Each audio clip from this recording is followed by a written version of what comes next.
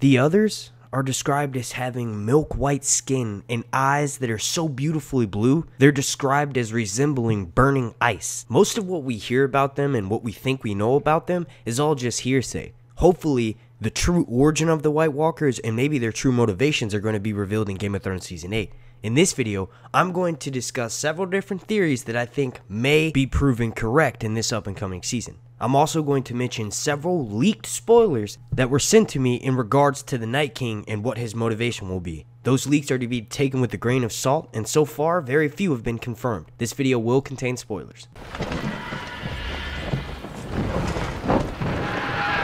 Before we get started, please slap a like on this video as the like goal is going to be 423. Also, make sure you're subscribed and then make sure you have your notifications turned on so that way you get alerted every single time I drop a Game of Thrones video throughout this long night. Also, consider checking out my store over on teespring.com and buying some Sir Hunt's swag. Okay, so we all know that relating book to show stuff has become nearly impossible, especially since the shows have pretty much leaped past where they are in the books ever since the beginning of Season 6. Now, there are in fact two things that we need to take away in regards to the White Walkers from those events that have been, crossed over between show and book. One of those things is that in the very first season, there was a language that the White Walkers spoke. It was created by David Peterson, who I've actually met, and he mentioned that the language was called Scroth, and then it very similar resembled ice crackling. Now in the books, they are said to speak. I think it was in A Storm of Swords, Sam stabs the White Walker in the neck with the dragon glass, and when it does this, his flesh melts away, his bone melts away, but Sam hears something that resembles ice crackling under one's foot. Side note, I'm not really sure why Dan and Dave changed the look of the White Walkers, because like I just mentioned, they have flesh and they're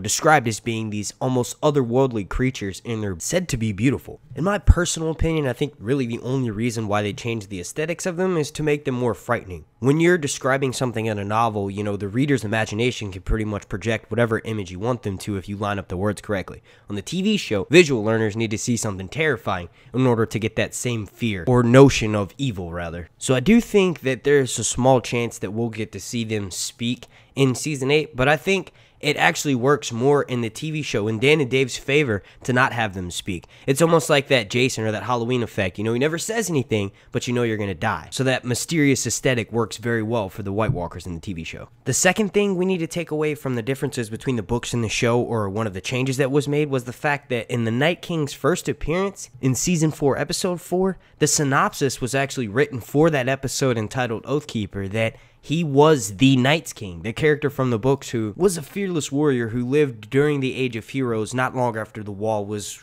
kind of first built. He was named the 13th Lord Commander of the Night's Watch, and it was said that he mysteriously fell in love with the woman who had skin that was white as the moon and her eyes were blue like stars. So she was basically a White Walker. He chased her and he loved her. It was said that her skin was cold as ice, and when he finally had sex with her, or they consummated the relationship, the Night King brought her back to the Night Fort and they had an unholy union. He then declared himself king and that she was his queen. He ruled over the Night Fort for 13 years, and he somehow enslaved the men that were with him to be, a part of him, which in my opinion, these were the first White Walkers who pledged their allegiance to the Night King.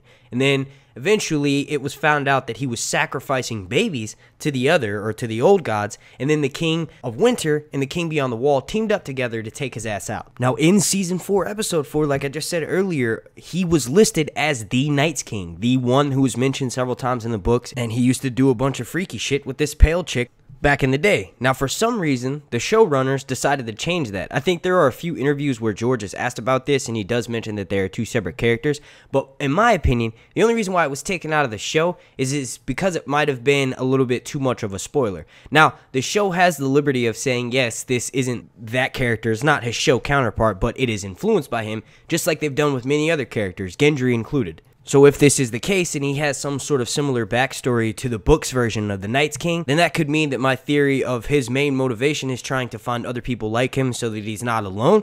That may be the case. So now that I've opened up your mind a little bit about the possibility that the Night King may actually be the Night's King, and we know a little bit about his backstory, well, now I'm going to ask you to put on your tinfoil caps, because this next bit that I'm about to tell you requires so much tinfoil, you may need to take a trip to the grocery store just to make sure you don't run out. Okay, now I love a good, tinfoil theory just as much as the next person, but this theory was actually sent to me literally 1 month after season 7 had ended. The person who wrote the message mentioned, like many other people back then, that they had been given like the first synopsis for season 8 and that no one would ever believe how this theory goes. But long story short, they mentioned that the Night King is not just looking to destroy.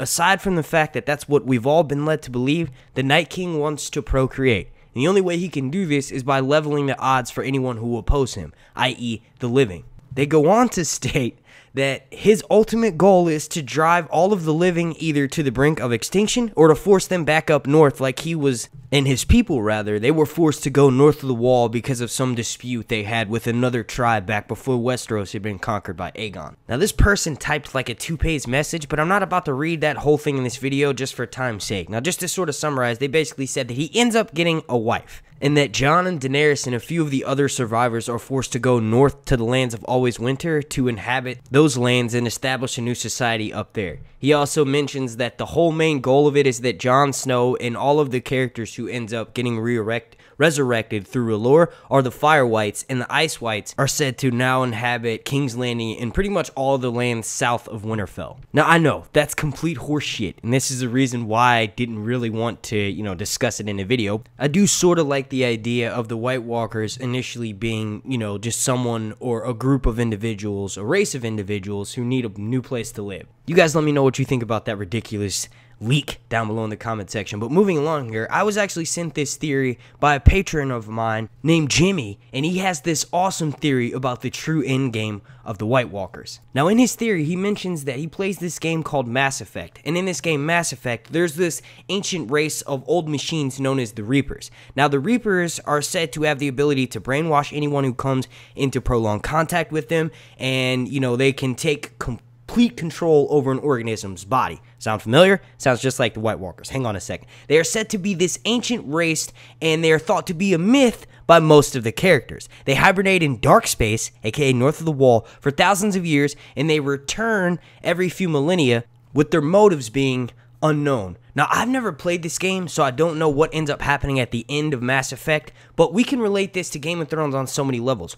One thing that is, super relatable is the fact that the massive base known as the Citadel that a race called the Protheans inhabit, in the game, it's said to be a rumor that supposedly the Reapers built this base so that a massive number of these races would get together and be all in one area. Now, like I said, I've never played the game before, so I'm sorry if any of you watching have played the game and I'm just butchering the names, but I think we can all sort of guess as to what I'm getting at. Now let's take a step back here and look at Westeros. Now what we know about the White Walkers, and this theory mainly is regards for the TV show, but we do know that they were created by the Children of the Forest. We also know that the Children of the Forest initially fought with the First Men, who were, pretty much known as the first Westerosi citizens who came over and began to inhabit the land. Now, just like humans with any other native species, they battled, mainly because they were cutting down the Children of the Forest trees, which they worshipped as old gods. Now, we know the Children of the Forest and the First Men fought for many years before finally, and they caused, a bunch of destruction, including like the Arm of Dorne,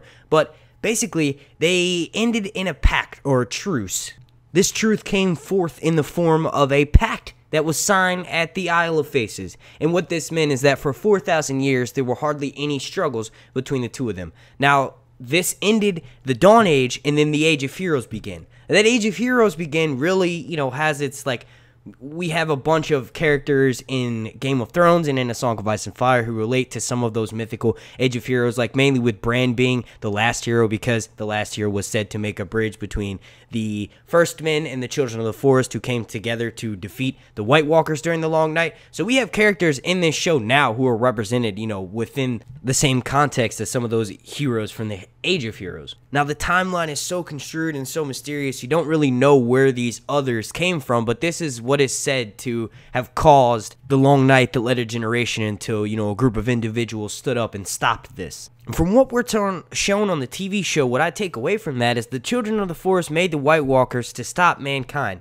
They wanted to stop the First Men from destroying their forest and destroying their land. So just sort of adding into Jimmy's theory here, why would the White Walkers have changed their motivation in any sort of way? Who's to say they're not coming down into Westeros to bring this sort of order that comes with chaos and to preserve the land? One of George's biggest inspirations for the A Song of Ice and Fire series is the poem by Robert Frost about Some say the world will end in fire, some say in ice. From what I've tasted of desire, I hold with those who favor fire. But if I had to perish twice, I think I know enough of hate to say that for destruction, ice is also great and would suffice. So what I sort of take away from that poem is that if you're going to go out, no matter which way you go out, by ice or by fire, it's all the same in the end. But I do want to mention that ice is said to preserve everything. So maybe the White Walkers are coming down to destroy mankind, to destroy humanity, but to ultimately save it, just like the Reapers. Now, as far as just sort of touching back on the fact that the Reapers supposedly built, the Citadel so that they could have as many people in one place as possible in order to destroy them, we have to look at the Night King and his actions in Season 7. Now, from the very first moment that we saw him, through Bran's vision anyway, he was standing on this rock. And if you remember when Jon Snow went north of the wall, this is the same rock that he got trapped on. We also have to remember that he never really came south of the wall. It's almost as if he was waiting for something. When you also take into consideration the fact that he could not take down the wall until he had a dragon. So it's not too far off to think that maybe sometime back in the day, when the Children of the Forest still had control over the White Walkers, maybe they knew that eventually something like this would happen again, and they decided to build or make it possible for the foundations of King's Landing to be built. This is why it could be named King's Landing, and also make it easier for him to wipe them all out when the Ice Age comes on. Woo! Getting super tinfoily there. Alright, I hope you all enjoyed this. If you could please slap a like on this, as the like goal is going to be 427. Also, make sure you're subscribed and make sure you have your notifications turned on so that way you get alerted every single time I drop a Game of Thrones video throughout this long night. Please consider checking out my storefront over on teespring.com and grabbing a 40,000 subscriber t-shirt. They're only going to be available for the next 72 hours. Also, super special shout out to every single member of my Patreon family. Super special shout out to Nancy, Terry, Mario, and also Jaime for allowing me to use his theory in this video. My name's Mark, and this has been Sir Hunt's. Super special thank you to every single person watching. Reviews!